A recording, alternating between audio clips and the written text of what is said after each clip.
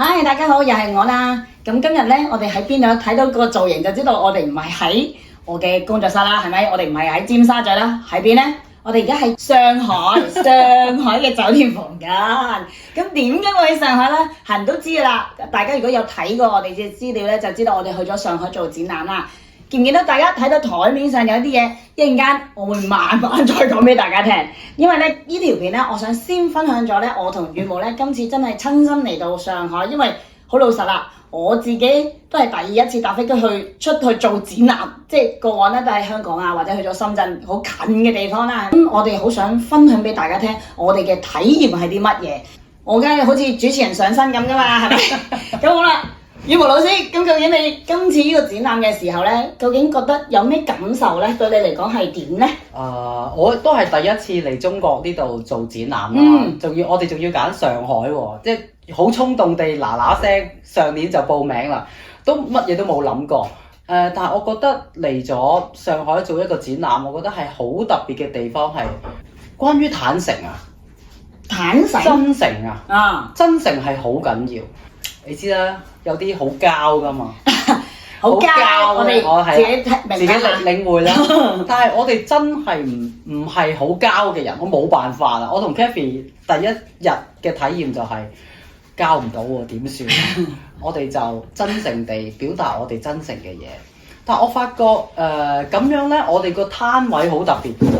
我哋個攤位呢係特別多人呢走過嚟，哇！老師，我覺得你哋嘅能量好唔一樣啊。我哋就好似有條線咧，俾你拉咗過嚟嘅。佢就好似佢覺得好吸引啊。雖然佢冇辦法知我哋做啲乜嘢，但係因為心願課啊嘛。究竟你做啲咩㗎？因為我哋全圖畫啊嘛。咁理解唔到嘅説話係理解唔到。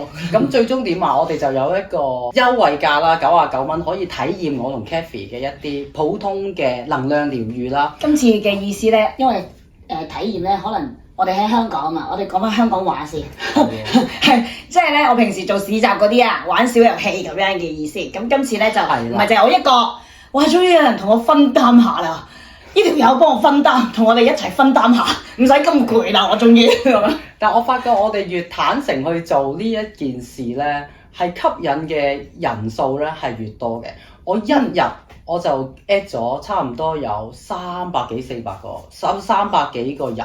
WeChat 我哋我個小紅書突然之間嘣一聲，好多人加入，所以咧我哋覺得咧，其實即係我哋唔知道係點啊，因為上次雖然話去過深圳啫，但係我哋係即係同朋友一齊夾住啊，咁所以唔係太知道成個過程，因為嗰次係冇自己去策劃噶嘛，今次係我哋自己策劃啦，所有嘢都係自己去做啦，咁成個過程係真係好唔一樣嘅，加上嗰啲 design， 哇，梗係重要啦，係咪？我哋嘅 design 部書功勞就真係功不可沒，係功不可沒，4字詞語大家唔記得咗。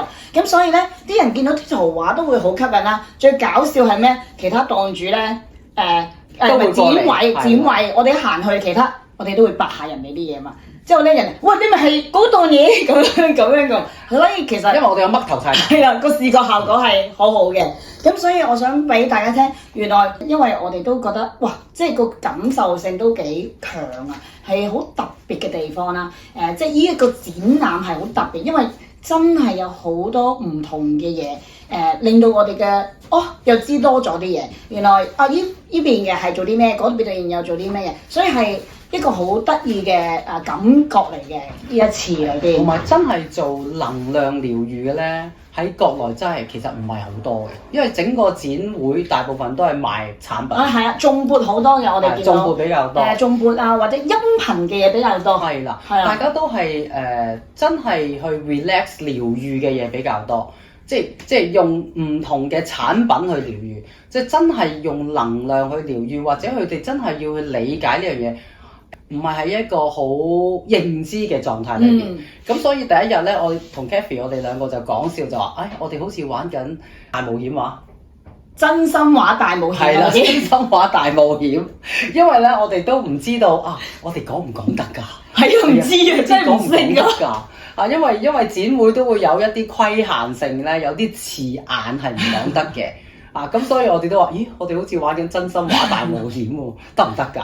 但係我哋冇理咯。係啊，因為即係當我哋做嘢嘅時候，其實我覺得好特別嘅，因為大家都知啦，其實我哋做嘢係一個體驗式嘅，即係你要嚟到之後，我哋可能話俾你聽一啲嘢啦，一啲係你曾經經歷你內在嘅嘢啦，咁你自己先知道真與否啦嚇，咁。